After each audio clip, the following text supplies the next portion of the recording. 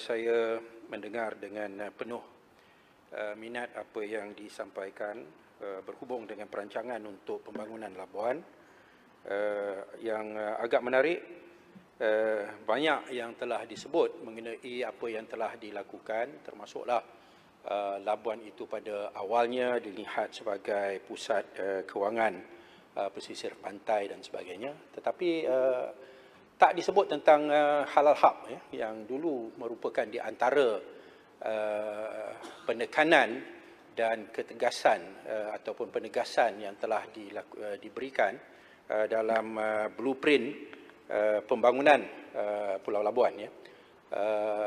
Saya semasa dalam tempoh Kerajaan Pakatan Harapan, kita telah melihat bahawa ianya merupakan satu gajah putih yang kita warisi, dan kita telah membuat satu keputusan untuk membawa pendekatan yang baru dan persoalan menjadikan Labuan sebagai pusat industri pembinaan kapal dan pembaikan kapal dan industri maritim telah diberikan keutamaan. Maka ianya boleh menghasilkan pekerjaan yang banyak dan apa yang telah dimulakan, saya pun dah lupa dah dia punya details dia, tetapi saya nak tahulah sama ada kementerian sekarang ini sedang masih lagi nak bawa pendekatan yang baru ini dan penegasan yang baru ini, ataupun masih nak menghidupkan kembali usaha halal hub yang telah dijalankan sekian lama tanpa mendatangkan hasil yang boleh dibanggakan. Terima kasih.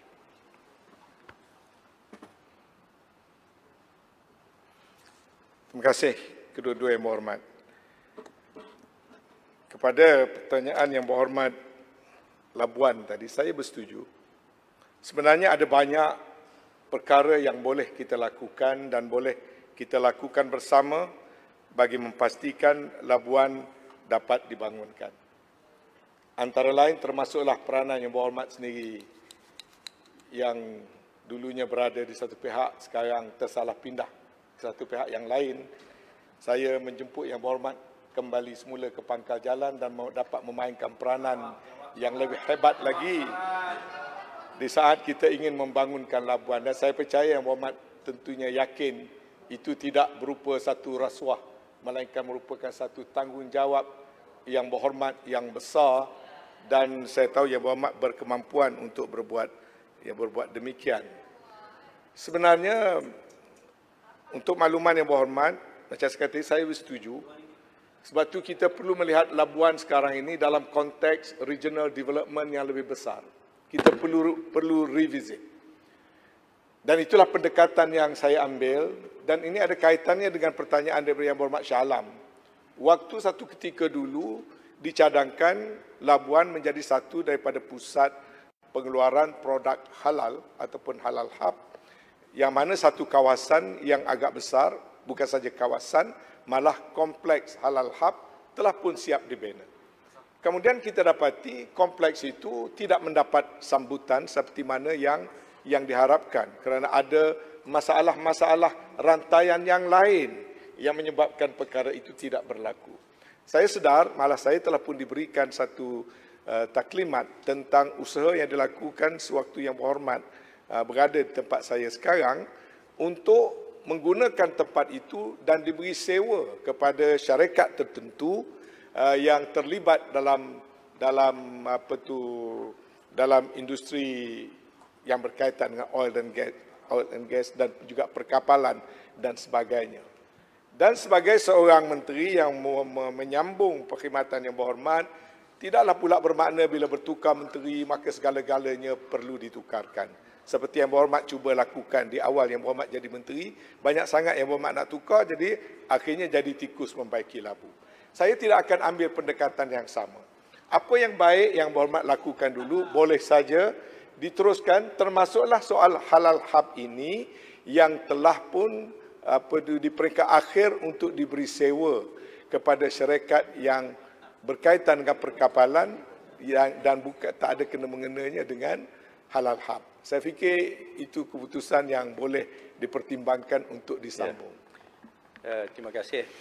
Saya ucapkan kepada Menteri Wilayah yang baru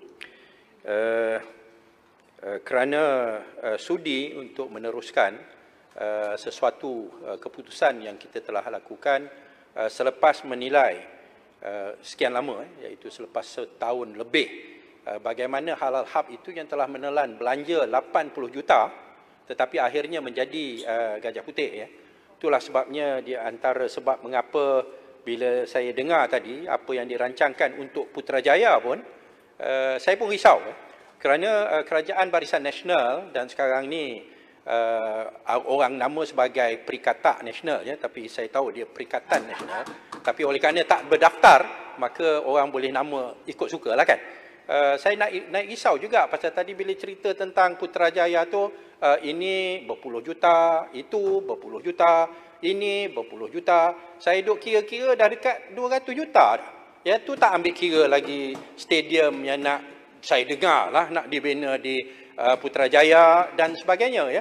So bagi saya, di antara pengalaman bila saya mengambil alih kerajaan ataupun menjadi, bukan saya mengambil alih kerajaan, mengambil alih kementerian, ialah saya melihat bahawa ada projek-projek yang dilakukan macam seolah-olah suka nak belanja duit. Tetapi dari segi hasil dan pulangan tak begitu diutamakan.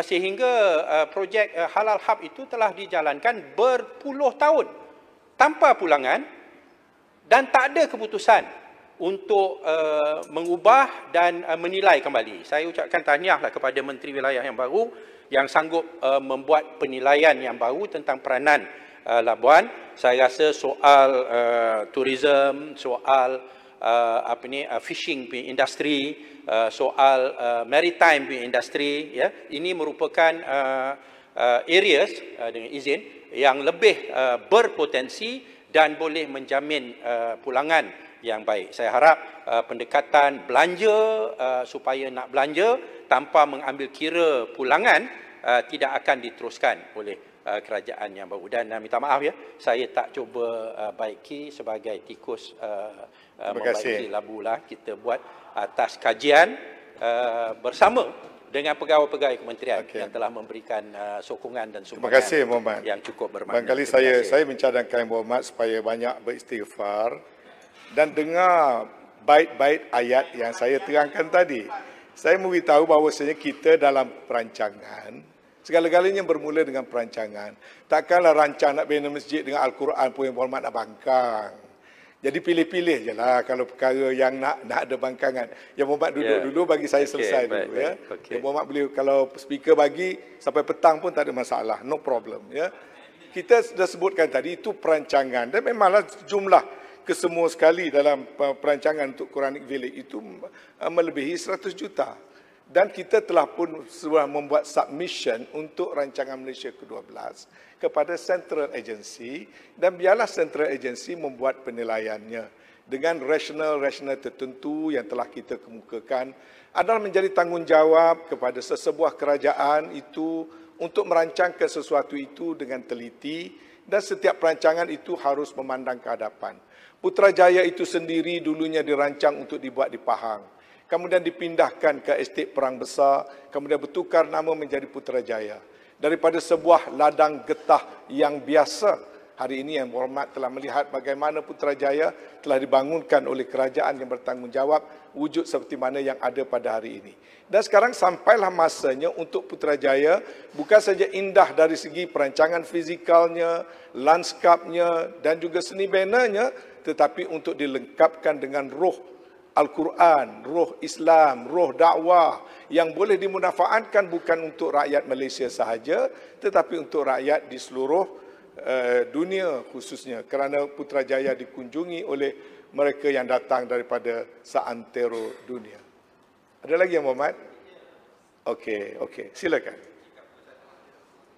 Saya memanglah niatnya bunyinya cukup baik, ya. Samalah macam halal hub. Takkanlah yang berhormat bantah halal hub. Halal hub industri untuk makanan yang halal bagi umat Islam jadi sebagai satu simbol syiar Islam bagi seluruh Nusantara dan sebagainya. Tak ada lagi tempat yang ada halal. Lalu janganlah kita menggunakan agama, minta maaf ya, saya minta maaf, saya menuduh, tapi hanya sebagai peringatan ya. Macam menteri yang kata kelapa sawit itu anugerah Allah, macam seolah-olah minyak lain bukan, ya. Tak, janganlah ni menggunakan agama ya. Janganlah kita menggunakan agama untuk melakukan sesuatu yang pada dasarnya sepatutnya ada kajian ya.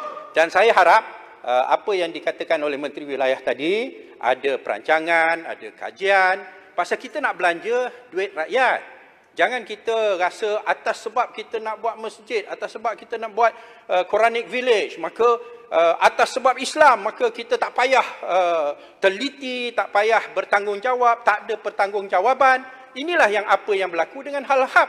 Belanja 80 juta, akhirnya yang dapat kontrak tu bahagialah. Tapi itu je lah. Terima kasih Menteri. Okey, Muhammad. Yang Muhammad belum berubah lagi nampaknya. Walaupun telah melakukan hijrah, patutnya hijrah ke arah lebih baik, tapi nampaknya ke alam lebih gulita nampaknya. Ya. Kadang-kadang apa yang saya tak kata, yang Muhammad kata. Apa yang saya tak sebut di sini, yang Muhammad sebut. Malangnya saya cuma diberi masa 45 minit. Kalau boleh ada masa panjang, memang sedap nak duduk dengan Muhammad ni. Sebab Muhammad ni memang antara ahli parlimen yang perlu disekolahkan. Sebab yang Muhammad ni saya nampak baik. Boleh saya teruskan pada perkara yang lebih substantif. Saya perlu disekolahkan, tapi bukan daripada boleh yang Muhammad lah ya. Minta maaf. Silakan. Tuan Yang Dipertua. Yang Muhammad dah balik dah? Saya pukul 1 ada appointment. Saya tunggu sampai pukul 1. Itu satu contoh bagaimana dia provoke. Tolak tadi Menteri Kanan. Bukan saya provoke. Saya beri peringatan. Tuan Menteri patut berterima kasih. Okey, Muhammad. Silakan. Semoga Yang Muhammad selamat di jalanan. Baik, tak ada masalah. Hai Menteri, orang yang kalah jadi Menteri Kanan jadi Menteri apa, malulah. Ya, Tuan Yang Dipertua. Silakan. Lupa makan ubat ke belakang tu? Dalam peraturan Dewan, waktu floor saya, kalau nak bercakap, bangun minta izin. Betul. Bila saya duduk, Yang Muhammad bercakap. Kalau saya bercakap, Yang Muhammad jangan bangun. Dah jadi menteri 2 tahun pun tak cukup lagi disekolahkan. Inilah jadi masalah.